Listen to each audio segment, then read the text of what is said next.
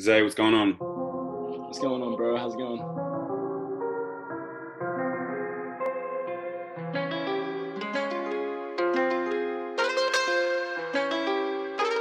Relaxing, bro. Relaxing in this tough time. How you doing with all the um COVID stuff? Where are you right now? I'm in Sydney.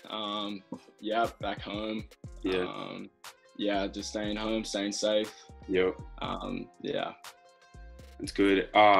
Before we get started, I mean, obviously, like Victoria has produced a lot of talent over the years. Queensland have a couple good guys, but New South Wales is coming up with some crazy new kids. You know, you, Josh Green, Bawali, a few other guys. What's your take? Who's the best state producing the best talent right now? Well, I have to be Okay. biased to New South Wales, of course. Yeah. But yeah, Victoria's always been the powerhouse at all the nationals and everything. Yeah, going down there and playing there for school nationals or like a rep comp or something down there. Yeah, they've always produced like really good talent. Yeah. Yep. Yeah. Tell us a little bit about yourself, like where you grew up, where you started playing, where you're from. Yeah, so I'm from Manly, Yep. Sydney. Played Manly reps. Mm-hmm. Was there from juniors, under 12s through under 18s. Yeah, that's sort of where I played, where I grew up, playing basketball. Yeah, cool. For those that don't know you are currently playing for UC Irvine, D1 school in California. Really good school. You play for Australia, represented Australia a few times. Point guard, 6'2". Yeah, 6'2". 6'2", nice. Someone say it's shorter, but Yeah. With shoes. Yeah. 40% from three, your freshman year, 39.7%. You're a bucket.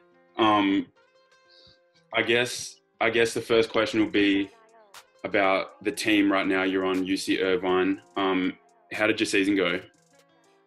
Yeah, we went. It got cut short, of course, with the whole coronavirus pandemic. But we had a pretty successful season. We finished on top of our conference in the Big West. Yeah, we had a pretty good season. We started off pretty slow in non-conference, but yeah, sort of brought it home in conference play, so that was good. It's difficult for most Australians to compare their like experiences with the COVID bans because they were just starting their seasons. But for you, you had the unique situation where you were like really, you had the whole season done pretty much. You're heading into March Madness. Tell me, like, obviously you had a different experience like with all these bans. What was it like on you mentally? Do you think it would be more difficult? Yeah, like well, we found out like at the hotel room of our Big West tournament that we weren't like the NBA got canceled and all that stuff. So we didn't know if our conference tournament was going to be canceled because they already had no spectators were going to be at the tournament. So we went to shoot around that day. We got on the court and they told us that the whole tournament's canceled, and yeah, it just sort of was a knock-on. So that happened on the court. On the court, yeah. We were in the locker room changing. We were getting ready to play Long Beach State that day. Yep. Yeah, and then the coaches told us. We sort of had an idea that it was going to be cancelled after all the other big powerhouse conferences were, like the SEC and all that was getting cancelled. So, yeah, we found that out, then we sort of thought that, yeah, it's over. It's almost better that it got cancelled kind of thing, like before you started playing, because like you kind of knew it was going to happen. You didn't want to win. Yeah. Exactly. Did you like have any difficulties during your first year? How was your first year like? Yeah, of course I had some ups and downs. It was sort of like a roller coaster my first year. Yep. I thought I had a pretty decent first freshman year. Yeah, I think I sort of went through sort of rough patch sort of in January time, sort of missing home. Didn't think I was playing my best and stuff, but yeah, soon got over it. Talked to my coaches and all that stuff, so that was really helpful. Yeah. did you enjoy it? Like, was it a time that you found, like, I don't know, could you look back on it and say it was very enjoyable your first year? Like, was it things you Yeah, could I had a great change? yeah, I had a great time. Great group of guys.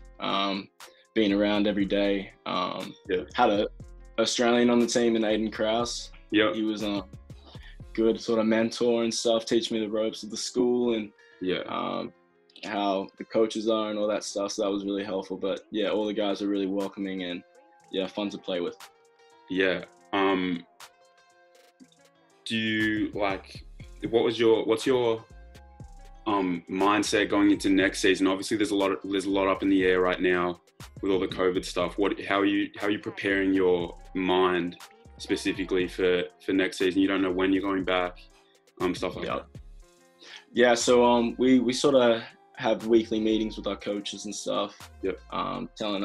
Giving us updates on how everything's going back over there. But just sort of staying fit, staying healthy, going out in the backyard and shoot when I can, which has been good. Yeah. And I'm privileged enough to have a hoop in the backyard. But a lot of seniors are leaving. We have 4 seniors leaving, so we won't have them for next season. But my coach has been telling me that I'll have to take a bigger role next year. So just getting my mind ready for that. That's what I've been doing. Yeah, definitely, to step up in that. You're playing point guard for them, which is obviously a huge thing mentally. Do you have any personal goals for your time at UC Irvine? I know obviously as a team you'd probably want to win championships, big West. Do you have any personal goals for yourself? Personal goals, of course, winning the conference championship every year. That's a big goal of mine. Just leading my team the best I can. Just sort of getting better at being a leader. Not really that much of a vocal leader, I would say, but I'm trying to work on that a lot more. Just trying to do my best out there, try and beat some of my dad's records, because my dad went to school as well, so that's always in the back of my mind. So that's a good segue. For those that don't know, your dad Jerome Lee played at UC Irvine.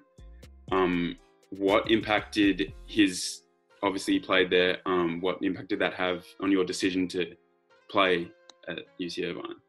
Yeah, that's always, I visited that school when I was like 10 years old, or like really young. So I've always been following, Dad's always been following. So, but they were actually one of the first schools to really reach out to me when I was like 16, 17. So so they were sort of the first school. So they've always been talking to me and always, so that was a big part of my decision going there. They were really genuine and stuff. So Right, great.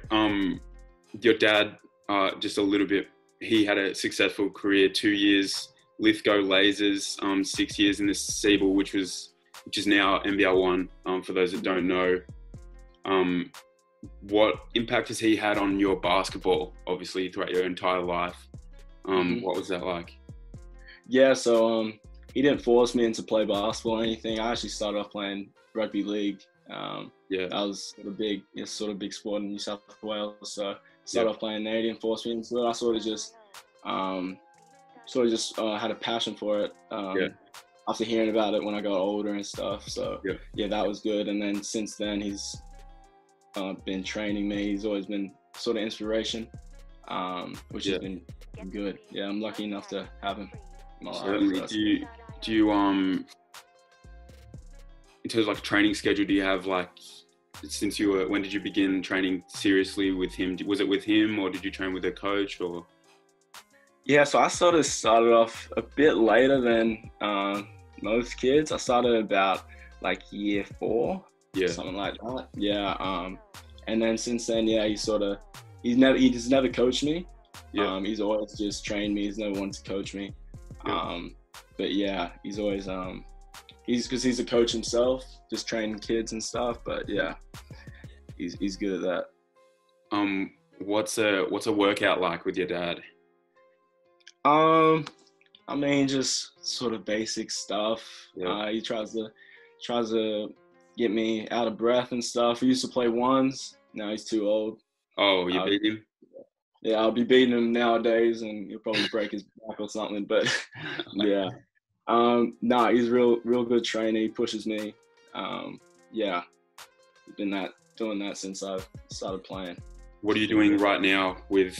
Obviously, you got to play outside, which is a bit of a bummer. What are you doing right now for workouts? For workouts, yeah. Well, there's a couple courts around me, so that are in the area. So when that's free and no one's sort of around, I go shoot there, or I usually just shoot in my backyard, which is sort of not a half court, but a good amount of space to work out. And he sometimes comes out and rebounds for me and stuff, which has been good. And also I have a sister that plays, and we sort of work out together, which is good. Right, cool. Any tips for kids who may not have a partner or do have a partner, like any drills, anything that they should be doing? What should they be doing right now?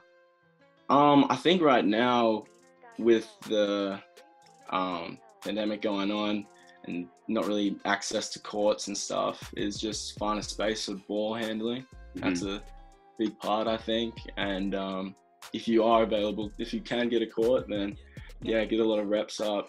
It's good to just shoot by yourself sometimes, and gives you a workout chasing rebounds and stuff, which is good, that I've experienced. So yeah. Do you work out with music? Do you listen to music while you're working out? Yeah, always listen. Yeah, either have a speaker or put my AirPods in and listen to music. That's really good. What's on the playlist? What's on the playlist right now? What's on the playlist, man? Shoot, I'm a huge Kanye fan. Yep. Love Kanye. Yeah. Love Lil Uzi.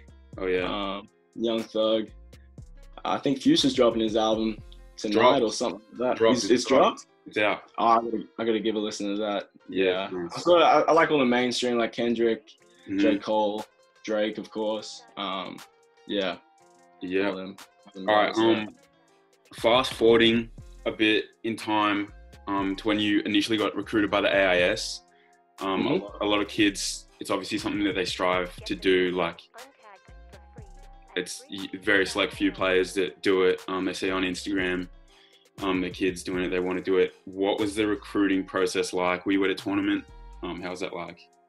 Yeah. I was like all them other kids, like striving for that. I wasn't really too sure if I was gonna get that chance because, because I never made the bottom age state team leading up to that, so I was like a bit unsure. But then 18's top age, I had a pretty good tournament, and AIS coaches were there and were watching me and stuff, and I didn't really think much after the tournament. But after that, they picked the 10 squad Australian under-17s EMU team.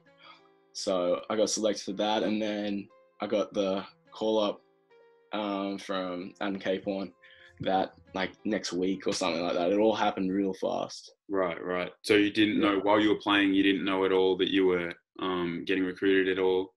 No idea. Yeah, like just went into the tournament, just wanted to win for my state and stuff. We came third, which was pretty good. But after the tournament, didn't think much of it at all. So it was pretty kind of popped up on you. Yeah. Did you were you ecstatic when you got it? What do you think? Did you think that you shouldn't have got it? What do you think? Yeah, it was weird. I came home from school one day and I got a phone call like from a random number, and it was Adam Cape on. Yeah. He just offered me on the spot, and I was like, just like on the couch, like what the heck? Yeah. Didn't speak to dad or anything, but I just took it on the spot. I was like, yes, for sure. Yeah. So, yeah, that's a pretty cool story. You played like most recently, so actually, in terms of the AIS, I spoke to Coonan a few weeks ago, Josh Coonan, who also played with you. He said that the first 3 months are the hardest, most people say, at the AIS. What do you think about that? Is that true at all? Yeah, that's very true. Like, I was 17, leaving home, not too far, only a 3-hour drive, in comparison to Coonan that lives in Vic. But Yeah, I thought it was pretty difficult playing with older guys, living with them as well. Yeah, it was a big jump from just local competition that I've been playing against into playing with the best guys in the country. Did you find that the schedule was more demanding there? Yeah, it was definitely was. Yeah, training practically every day. Would get like 1 or 2 off days a week. But yeah, just sort of becoming more of a pro, I thought, was the big take that I took from the AIS. Yeah. Right. So they try to like that type of mindset, like sort of like mold you into that. I thought, right. Doing hot and cold baths and all that stuff. Yeah, keeping you like accountable in a sense. Yeah. Most recently, for Australia, if I'm correct, you played in Greece last year. Yep. What did it mean to represent Australia? Yeah, that on that stage in a world championship, I was just proud and grateful to have that opportunity to go over there and represent my country. Yeah. Playing basketball, that was pretty cool. A bit unfortunate with how we went, but yeah, still a great experience.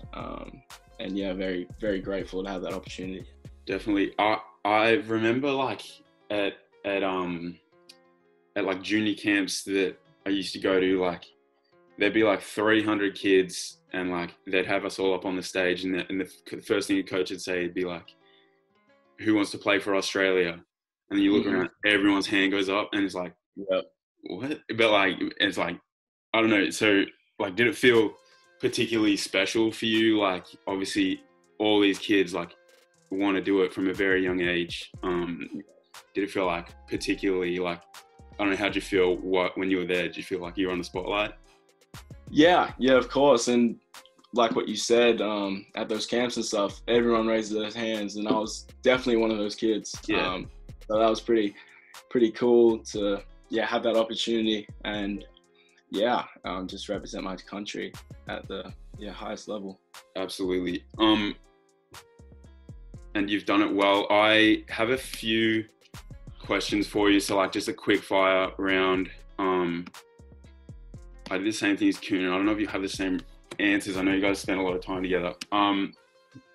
It's probably just like 20 questions. It is just about 20 questions. Just answer the first thing that comes to your mind. Oh, wow. Okay.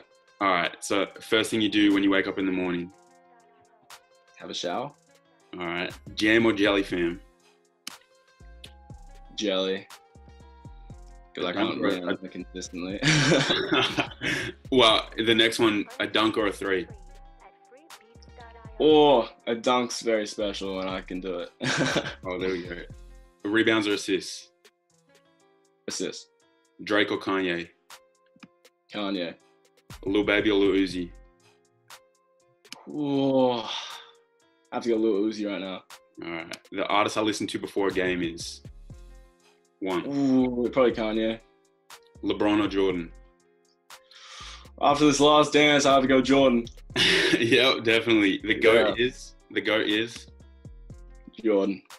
Favorite NBL team? Kings. Favorite NBL 1 team? COE, but they ain't in the NBL 1 no more. Shoot. I don't know.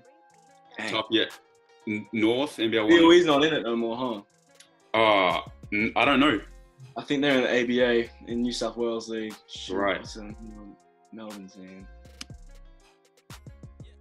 Dang, this is quick. Bendigo. Bendigo's got a nice Bendigo, segment. all right. Yeah. A young player people need to watch out for is?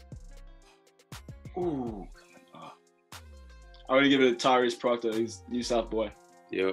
What I want to be remembered for on the court is? Leaving it all out there. What I want to be remembered for off the court is? Being a great bloke. There you go. All right. I appreciate it, Zay. Thanks for coming on and chopping it up, and we'll get it out there.